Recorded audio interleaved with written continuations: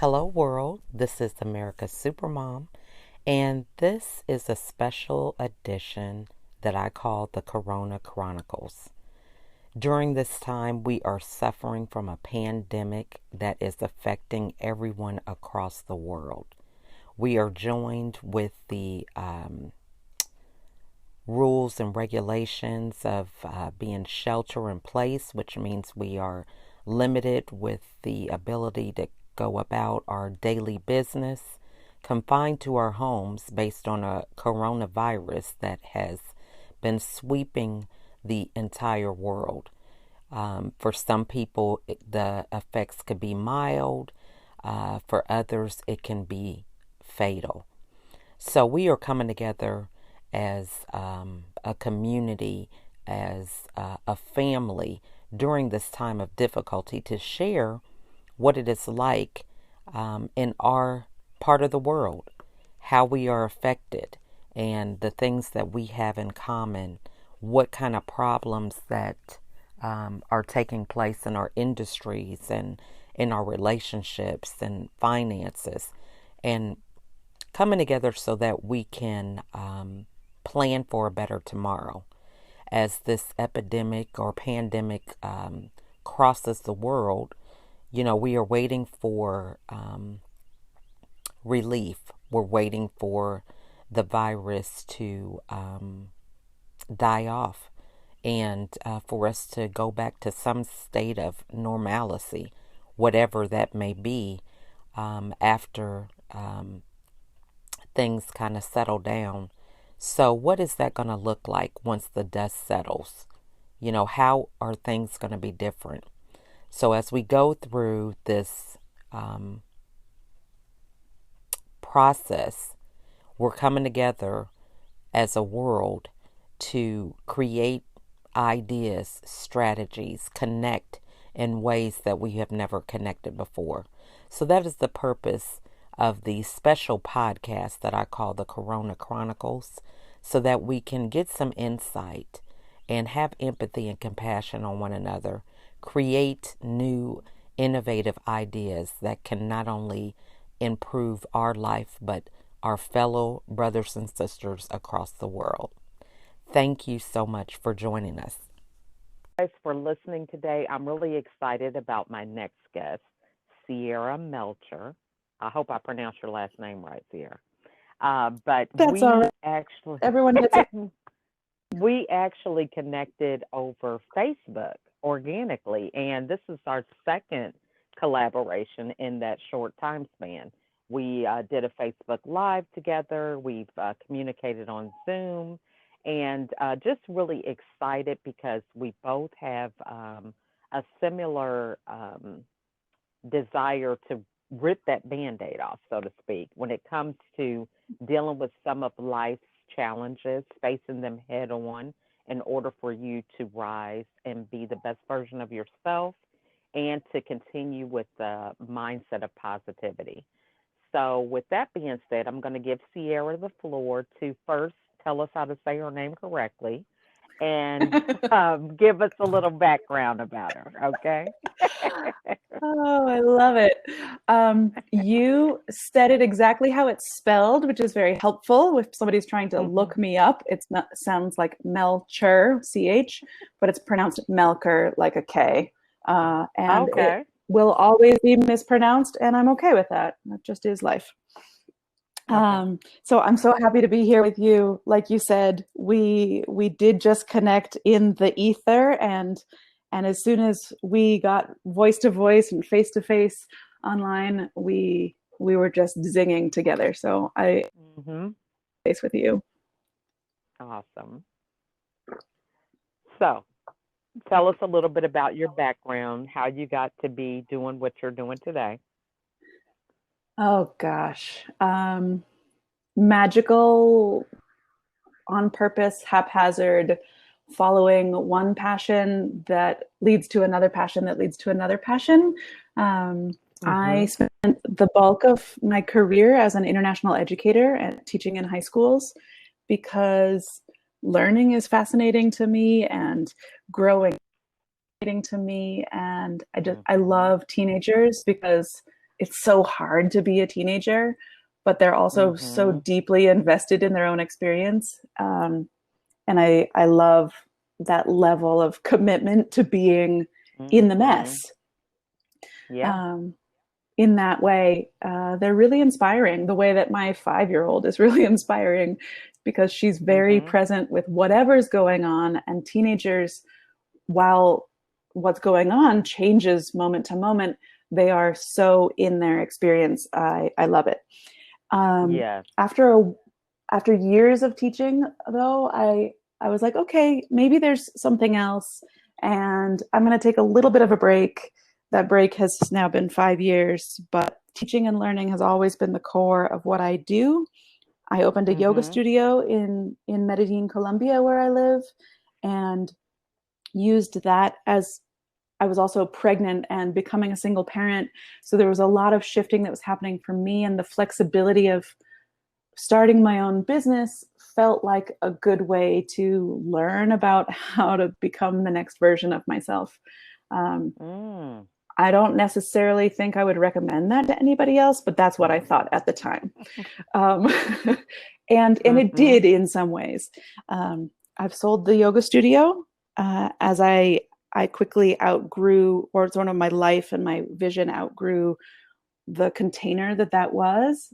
And Mm. I've worked since then exclusively supporting individuals and communities, mostly women, but even that is in the process of changing, supporting women and Mm-hmm. men to connect with themselves, to explore what the depths and the extent to which being alive is possible. So I am a Mm-hmm. fulfillment advisor. I am supporting everyone's greatness. I consider myself a conspirator in chief. So I am Mm. conspiring for you and with you, and sometimes even against old habits and just ways of being, because Mm-hmm. for the most part, the limiting, the things that are limiting us are our own creation, our own belief, and are things that we are replicating much more so than external realities. There are external Yes. realities that are seemingly insurmountable, but it's really our beliefs and our behaviors around those things Mm-hmm. that make them Mm-hmm. insurmountable. So true. I love that. And I love the way that, you are a fulfillment advisor. Yeah. That's great. Yeah. You know, um, so the first step is really just kind of stepping out of that box, which that sounds like with the title fulfillment advisor. And then you mentioned regarding your yoga business, you outgrew that container. Yeah. So this title and just the knowledge of outgrowing something in the past, what are some of the key indicators of that? How Yeah. were you feeling to kind of know that there has to be a shift? Absolutely. That is such a critical question because um, I think a couple things happen in our own minds, in our own experience. That first of all, Mhm. I think a lot of people think that we're not supposed to change like that. That to be Mm. successful, you have to stick with it and stay in something that is no longer fulfilling, um, no longer allowing you to thrive or be curious or be really vibrant about what you're doing. That's not to say that as soon as something is uncomfortable, you should bail, but there is this distinction when, so a lot of things have shifted for me in the last year. I published a book a couple of months ago called How Change Really Happens, and I mention it now because I think this is a critical aspect. First of all, the mindset of I can change and grow and learn and evolve is critical. The Mhm. then noticing when it's time actually really is often indicated by some kind of discomfort. And I mean almost chronic and uh, sometimes traumatic. You and I have spoken about Mm. this, sharing our own lives stories, Mhm. that Mhm. we so often dismiss and ignore these messages and these signs that something's out of balance, and we shush it, and we, Mm-hmm. double down and push through, and that leads to more discomfort. Is a message. Discomfort is a communication, either from your Mm. body or from your soul, of like, this is not working the way it used to. It did work, and you can honor it, Mm-hmm. and you can love it, and you can celebrate it. And just because it no longer works does not mean it was ever a failure. To stay in Mm. something well beyond it working and serving you, or where you can serve others in it, for me, that's the opposite of fulfillment. That is, you know, stubbornness, which I am also very good at. Right. Um, but stubbornness without a purpose, without, like, there's meaningful stubbornness. There's some things where I need to stick with something because it's hard and get through it, because there's a treasure on the other end. But then there's stubbornness Mm-hmm. where I'm just going to stick with something because I think that I'm supposed to, sort of, I'm imposing this suffering on Mm-hmm. myself. And that really doesn't serve Mm-hmm. anybody. It definitely doesn't serve the individual. And each of us, really, we're leaders in our own ways and in our own rights. And what we're trying to do, I think one of the things that's critical about fulfillment is how we can benefit and interact with others.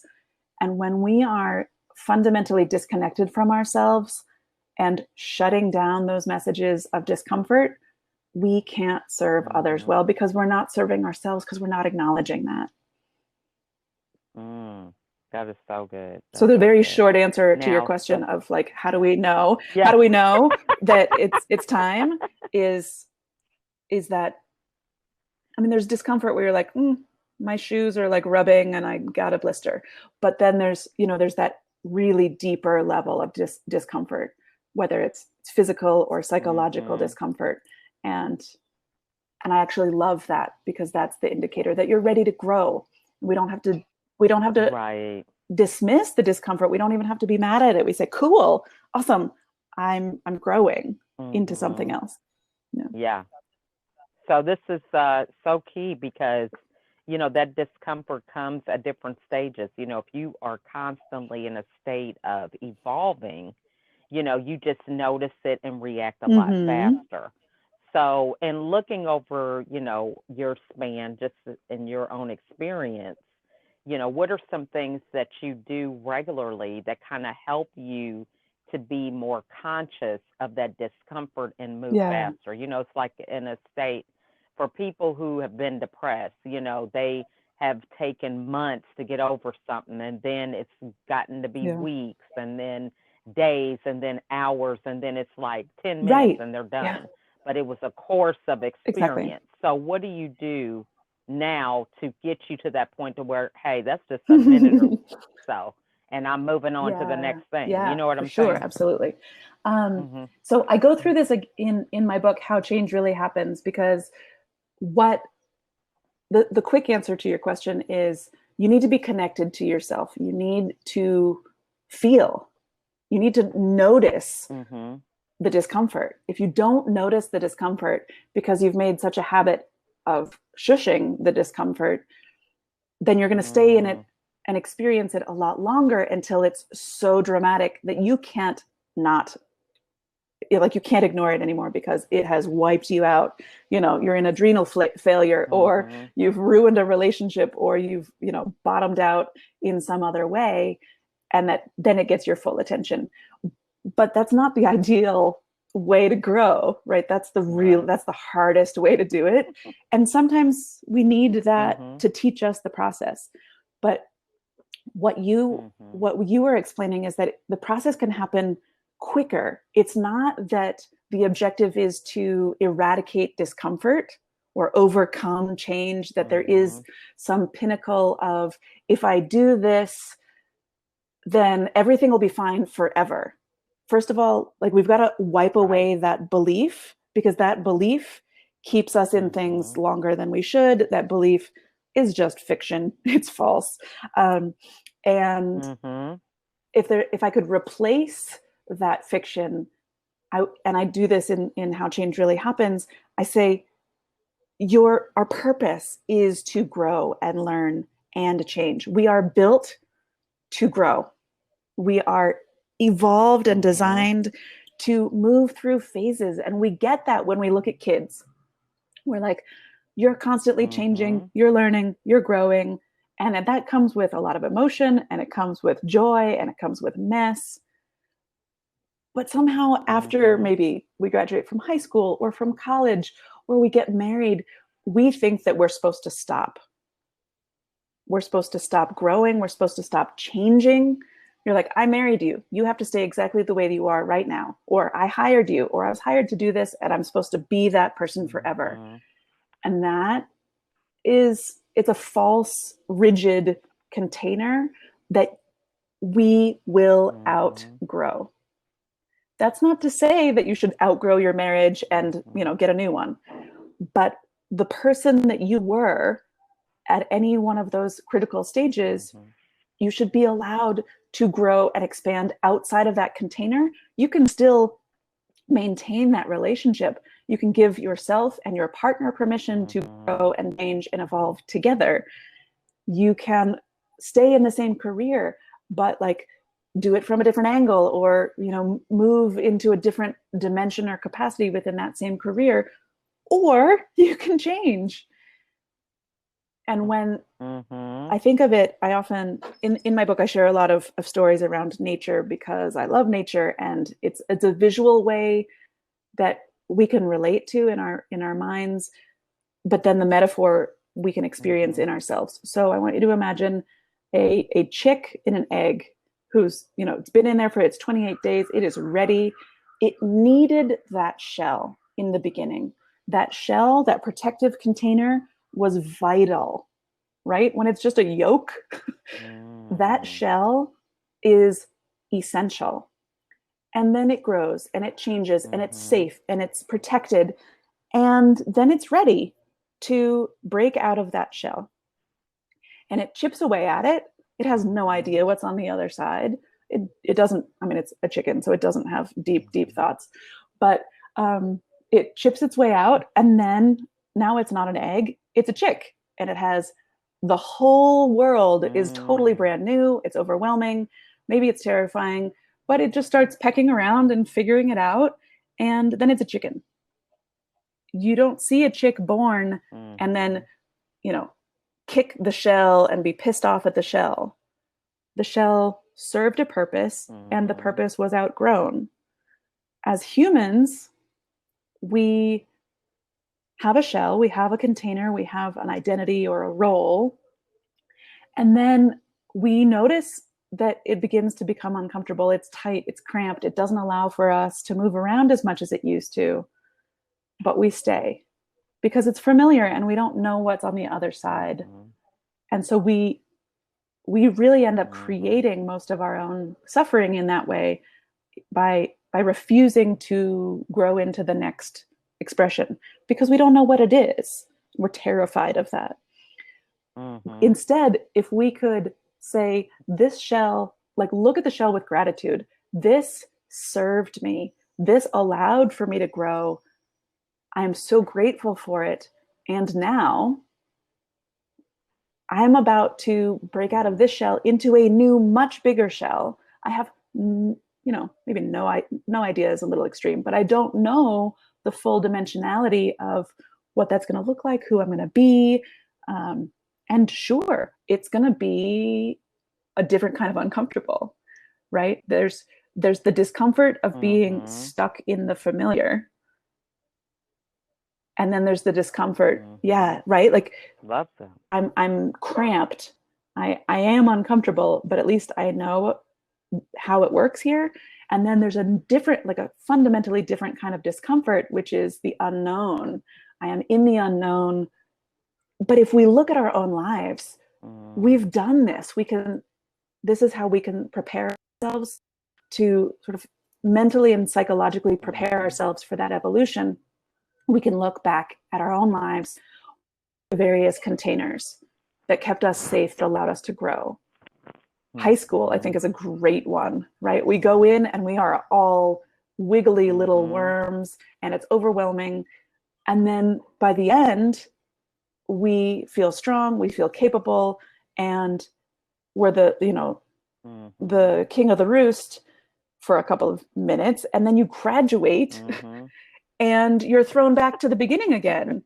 And then you go through college perhaps, Right. and you have exactly the same process, another 4 years, and then you graduate from that.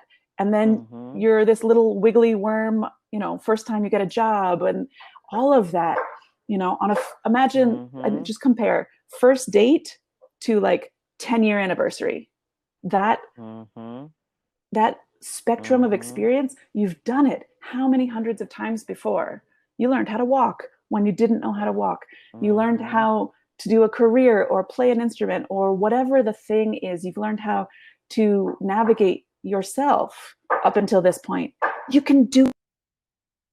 And I think we forget how Mm-hmm. capable, how resilient, we've sort of haven't given ourselves the benefit of the doubt if we are so scared and just want to stay in what So we true. know,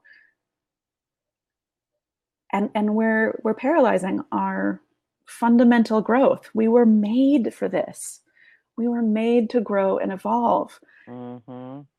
and we are standing Mm-hmm. in our own way when Oh, we when we refuse to change into that unknown. yeah. So true. And, so this has just been great. I got all these notes and we've only been on here for a few minutes, but time just goes by quick. But one of the things that I really want to really highlight is this whole growth pattern that we notice that we have and we dive into, and I guess I want to say the pull or the conflict with, the relationship. So you kind of mentioned Mm-hmm. about, a spouse as you grow and you outgrow your container, how Yep. that somebody who is trying to move forward, it's going to be post Mm-hmm. pandemic, some things are going to Mm-hmm. change and be open to that, Yeah. and Hallelujah. people are still trying to hold them back to that space of what Yeah. was the old mindset and how things were done.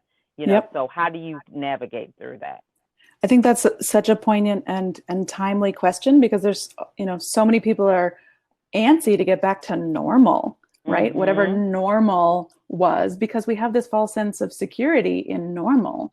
But Mhm. there is not going to be, there's going to be a new normal, but there's not going to be that same, the way things were is not going to happen again.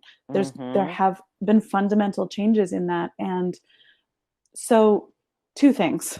One, for any individual to move into their next expression, that there requires willingness. That individual Mhm. has to, within themselves, as we were talking about earlier, say, okay, I feel that tension, I feel that discomfort of feeling like I've outgrown a particular container, and I'm willing to go into the next expression without knowing all the details. So I'm willing, Mhm. and willingness is key. The container could be just sort of how I show up in the world or and how I express myself. Or, as you mentioned, it could actually be the relationship. Mhm. And then, so the next part is the partner willing to Mm. stay in relation with you as you are moving into your next expression? And so there needs to be Mm. willingness on the partner's side. If the partner says, no, I need you to be who you've always been, then that's the critical point where the individual has to decide which is what's the priority. Mm. Am I willing to Mhm. stay in a container I've outgrown in order to maintain this relationship? Mm. Or do I choose my own growth, even at the cost of maybe, and it's not always a guarantee, maybe having Mhm. the relationship change? And Mhm. again, a relationship changing doesn't automatically mean a relationship ending. And I Mm. think we often think, oh, well, if I change at all, it's over. Mm-hmm. We're sort of all or nothing storytellers about our future. Mm-hmm. And that holds us back. Mm-hmm. So so there's a it requires willingness. All change in this capacity requires willingness on the part of all people. But the reason a partner may not be keen to have somebody changing is largely because that individual is not comfortable with their own change. Mm-hmm. Okay. And so if you, for example, want to explore your next iteration, but that Mm-hmm. triggers all sorts of discomfort in your partner because they don't know who they're going to be if they gave themselves that permission, they're going to resist your change as attempting to control their own change, right? We've all met Mm. people who will criticize or shut someone down for, trying to learn a new instrument or just doing anything that they've never Mm-hmm. done before. That's Mm-hmm. not about the, the person who's really about the other person who's very uncomfortable with their own change. Mm. That's a good point. That's a good point. And so we can actually, when we're willing to do our own changing, sometimes we can end up modeling for someone else that it's not the end of the world. It Mm-hmm. is possible to, still keep the fundamental parts of yourself and, change some of the other parts. Still, gravity doesn't, disappear all of a sudden when we change. I used to be a high school Mm-hmm. teacher. I am no longer currently a high school teacher.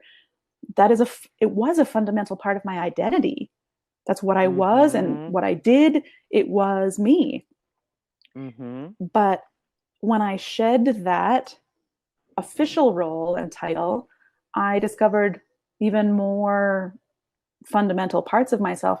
I still teach, I still lead, I still do a lot of the Mm-hmm. things that I was doing, maybe with a slightly different title or in a slightly different way.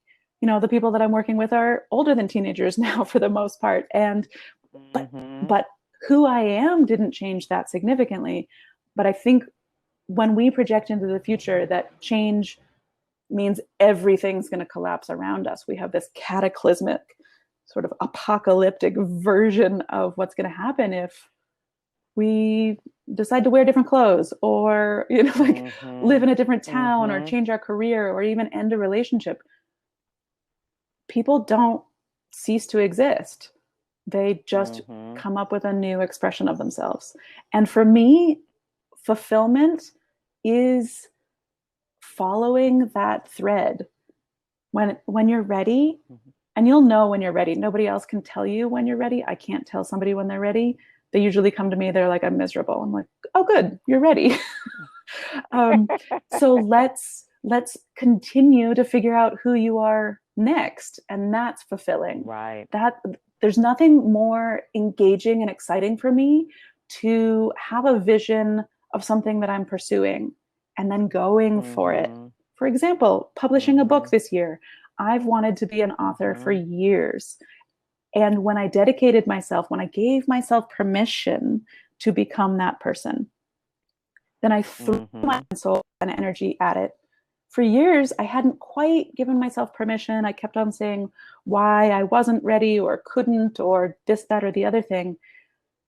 And so my hesitance made that true. I wasn't that thing.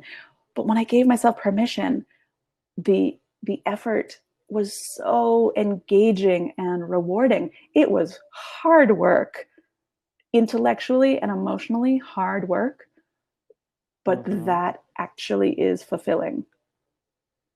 Mm. I love that. Now, so do you think the work was um, fighting the image that you associated with writing a book more so than actually writing the book itself? Partially, yeah, there's the deconstructing of the story of what it means to be an Mm-hmm. author. And, Mm-hmm. I had built this castle in my head about what it would look like, feel like, and who I would have to be in order to be that. And that Mm-hmm. edifice, that image in my head was the primary obstacle for a long time. And I found sort of a loophole in my own mind Mm-hmm. of my motivation. Sort of like, why am I writing this book? And Mm-hmm. I got out of my own way by getting really clear about why I wanted to write that particular book. And it was something that I felt Mm-hmm. like I could tackle. Um, Mm-hmm. and that also gave me permission. And now I am an author, and I can Yeah. say that, and I feel it, and I'm embodying it. It is not what I thought it would be, because nothing ever is. You're like, Mm. oh, I want to be married. Like, okay, well, I have no idea what that's going to feel like until I'm in it. Or I want to live in Minnesota. Okay, I don't know what that's going to be like until Mm-hmm. I'm there, but I'm never going to know it until I give myself permission to go figure it out. Love that. Now, so you brought up one key thing that I want to go back to, and that was knowing who you are, and that doesn't change in spite of the roles that you Mm, play.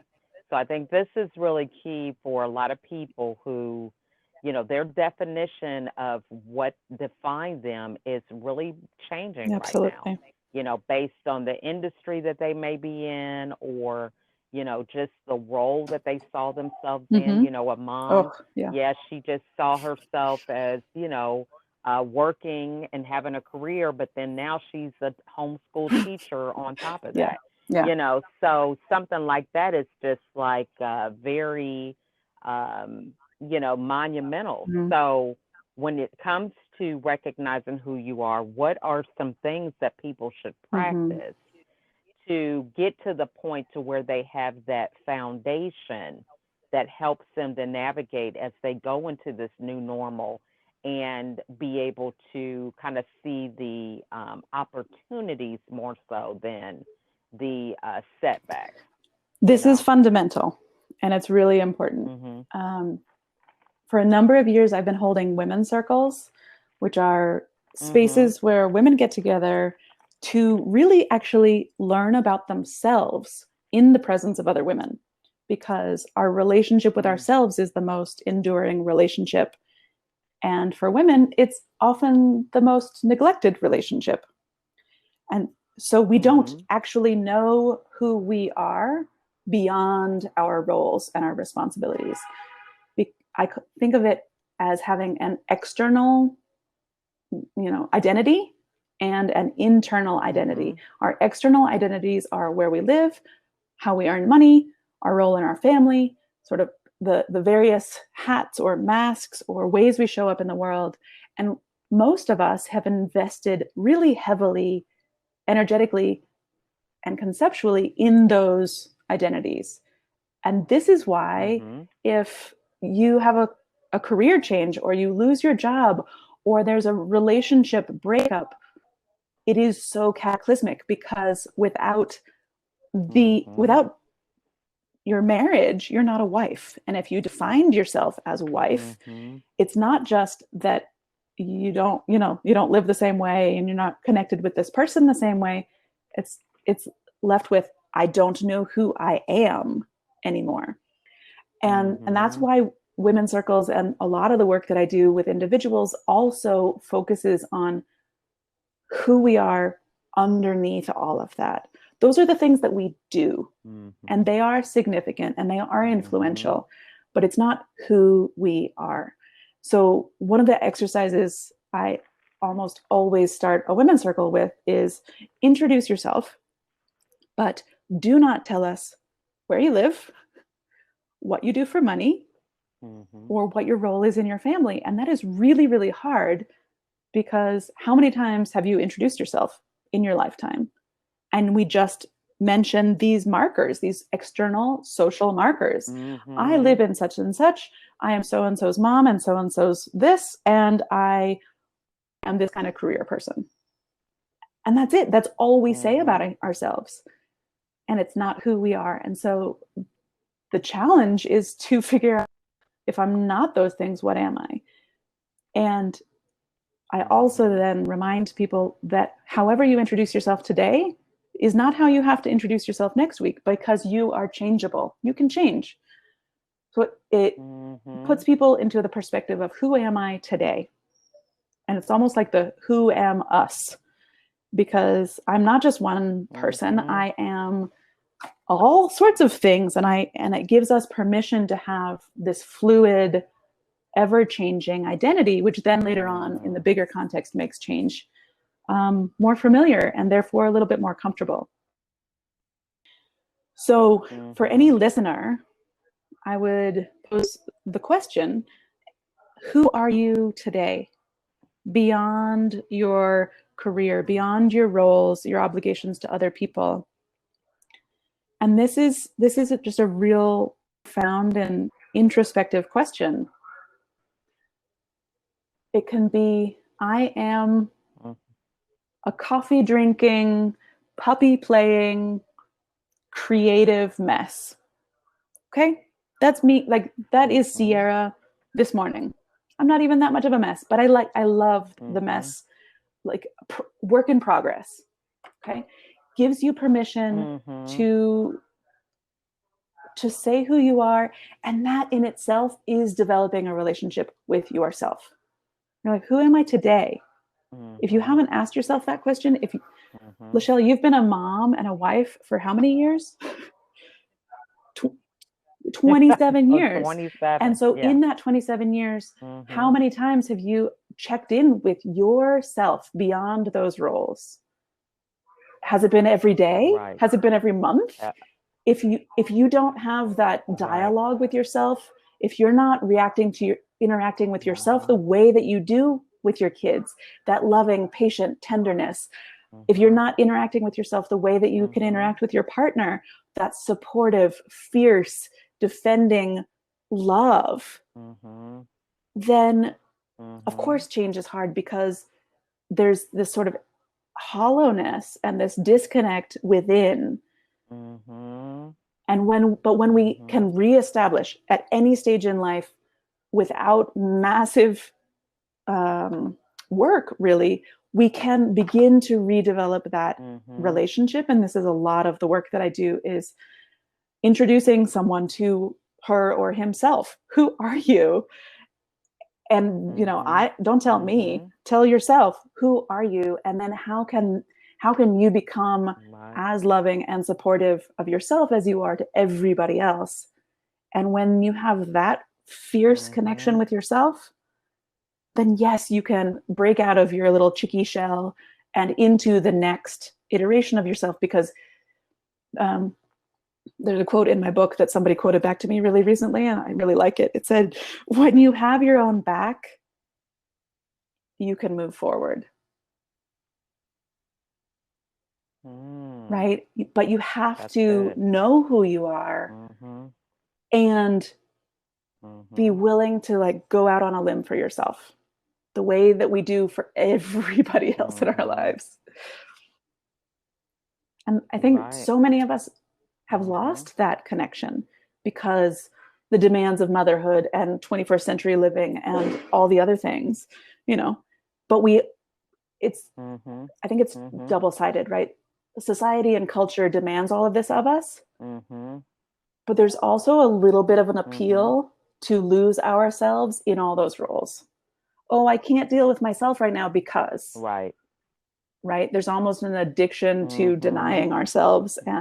I don't know what's in there anymore, and so I'm going to hide from myself with let's join a soccer camp, and let's make an extra plan, and let's double down on our schedule and take on more responsibilities so that we don't have time to address ourselves. Yeah. So true. That's good. Now, so okay, give us your book again. It's called How Change Really Happens: Unexpected Tools of Transformation. Okay. It's on Amazon. It's Kindle version, paperback version. It's free on Kindle Unlimited. If you have that, you can go wild, and it'll be out on Audible as soon as they approve it, hopefully in May or June. Yeah. Awesome. Okay. And then what's the best way for everybody to get a hold I am pretty active on Facebook, Sierra Melcher, SIERRA MELCHER. I ask if somebody reaches out to me on Facebook that they say who they are, where they heard of me, why they want to talk to me, and not just the anonymous Facebook friend. Because if I don't know Right. to this podcast, or that, why, what you've heard about me that you want to interact with me about, I'm going blind. But if you say, hey, I listened to this podcast, I follow Lachelle, and something you said caught my attention, I have a question for you, I am all over it. But you got to give me something to work with. Yeah. So yeah. And I have a website and Instagram, and I'm everywhere that you could be found. But Facebook is a pretty active platform for me. And tell us the name of your Yep. group. So I have a group called Integral Women. It's a private Facebook group. You are most welcome to it if you identify as a woman. It is a safe space for us to do some of this reconnecting with ourselves, to figure out who we are, to make a moment for us with ourselves. If we spent 1 to 3 minutes every day just checking in and saying, who am I today? What do I need from myself? Not even from the world, but what do I need that I can provide for myself? That's all we need. We really don't need, 6 months retreat away from everything. We just need a breath for ourselves. And so Integral Women Mentoring on Facebook is a group. It's a space that you can find. I am holding regular, so weekly women's circles that are online, obviously, for tons of reasons. But I have a community around the world, even before everyone was not seeing each other face to face. So we meet weekly for an hour, and that hour is a deep dive. It is a safe space for all the members of the call to really reconnect with themselves in just one capacity. So there's usually a question or a prompt. There's some sort of breathing exercise and maybe a brief meditation, because we're so often in our minds that we're not really even in our bodies, that we sort of miss the here and now. And so I remind us to get into our bodies, and then we can feel more connected and more sensuously the actual weight of my bum in my chair, and the temperature of the sunlight on my skin, or the flavor of the coffee. We can just get really, really present so that we can figure out who we are right now. I do too. Love that. All right. Now, so what are the final thoughts that you would share with the listeners today? I believe in your deepest and best expression of yourself today.